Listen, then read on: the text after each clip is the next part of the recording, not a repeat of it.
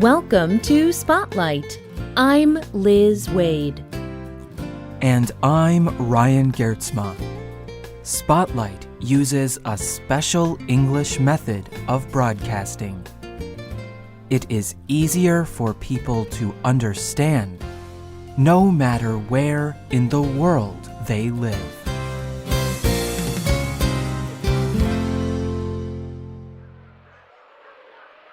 Some people say it is the last great race.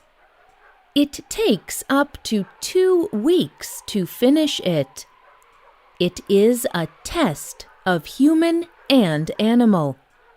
It is the Iditarod Trail Sled Dog Race. Today's spotlight is on this race. This is the story of how it began.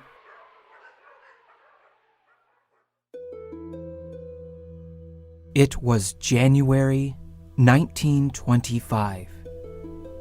There was a problem in the city of Nome, Alaska, in the United States. Children there were sick. They had diphtheria. This disease is often deadly, and it is very easy to get. Dr. Curtis Welch was the only doctor in this area. He knew he needed medicine very quickly.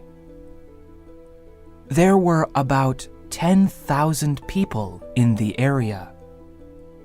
Without the medicine, it was very likely that most children and adults in the community would die.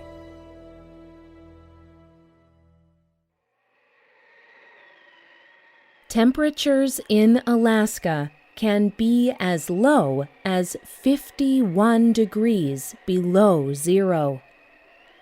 Travel can be extremely difficult in this weather.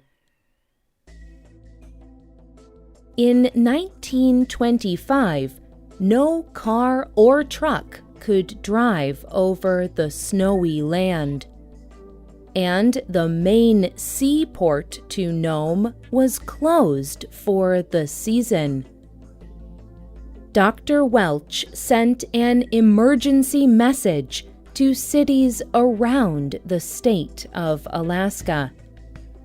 He asked for the medicine he needed. The city of Anchorage had the medicine, but it was over 1,000 kilometers away. The medicine could travel part of the way by train. But what about the rest of the way?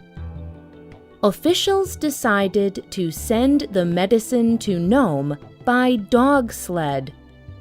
These teams of dogs could pull loads over places where trucks and cars could not go.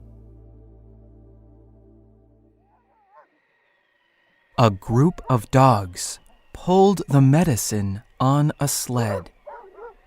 A driver, or musher, guided them. They followed an old Alaskan path through the state.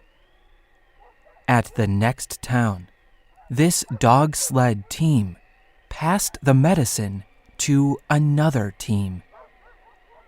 Over 20 teams took part. The weather was terrible. It was snowing so hard, the men could not see in front of them. And temperatures were below negative 31 degrees Celsius. 5.5 days later, the medicine reached the city of Nome. The mushers and their dog teams were heroes. The city of Nome was saved. Newspapers around the country told this story. The President of the United States wrote letters to thank the men and dogs who took part in the delivery. Almost 50 years later, this story inspired a sled dog race. In March of 1973, 3 men organized the first modern Iditarod race. Mushers and their dog teams began in the city of Anchorage. The end of the race was in Nome. It took 20 days for the winner to mush from Anchorage to Nome. The race honored the mushers and dogs who worked together to bring the medicine to the children of Nome. Since then, the Iditarod race happens every year. It is the longest dog sled race in the world. Every Iditarod race follows the same path across Alaska, the Old Iditarod Trail. The trail is a series of very old paths. Experts believe that ancient native people used these paths for hunting. Today, the trail is recognized as an important part of history. The Iditarod Trail is not an easy path to travel. There are mountains, valleys, and lots of snow and ice. The trail splits in the middle to go around a group of mountains. In some years, the Iditarod race begins in the city of Seward and follows the South Trail around the mountains. And other years, the race begins in Anchorage and follows the North Trail. But the race always ends in Nome. The race is about 1,800 kilometers long. It takes between 8 and 20 days to complete. Men and women who enter the Iditarod are called mushers. They travel on a sled over the snow. Dogs pull the sled. Mushers come from all over the world. Some come from as far away as Germany, Italy, Norway, and Switzerland. And some come from other parts of the United States. Mushers must be well prepared for any condition. There are 26 or 27 cities along the Iditarod Trail where mushers must stop. These are called checkpoints. Before the musher even starts the race, he must send supplies and food for the dogs to each checkpoint. Mushers are also required to stop traveling 3 times during the race. This gives the tired dogs time to rest and become warm. Dogs are an important part of the Iditarod.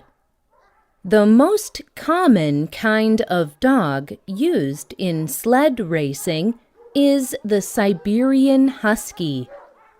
This dog is fast, friendly, and has strong feet. Sled dogs have great pulling power. A racing dog can easily pull something that weighs 3 times more than it does. And these dogs can live in very cold temperatures.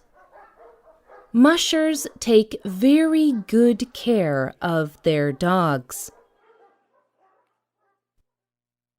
At each checkpoint, an animal doctor looks at every dog to make sure it is healthy. The rules of the Iditarod are very clear. No dog should be harmed during the race. If a dog is sick or tired, it can stay at the checkpoint and rest. This is called dropping a dog. After the race, the musher will take the dog back home. Each musher can start the race with 12 to 16 dogs. He or she must finish the race with at least 6 dogs. Every year, about 50 mushers and dog teams begin the Iditarod race. But not all of them finish it. The race is extremely difficult. But for many mushers, finishing the race is worth all the difficult work. Winning mushers do win money, but many do not run the race to win the money. They do it for other reasons. Don Bowers raced in the Iditarod. People often asked him if he had fun running the race. This is what he wrote to them on the Iditarod website. Sometimes during a race, I wonder if I'm having fun. But after it is over, there is no question. It was fun, and more than worth all the work. Actually, there is plenty of time to enjoy everything out on the trail. Most mushers race mainly because they enjoy being out with their dogs. Traveling by dog sled is a very special way to travel. That is because the dogs are actually your best friends.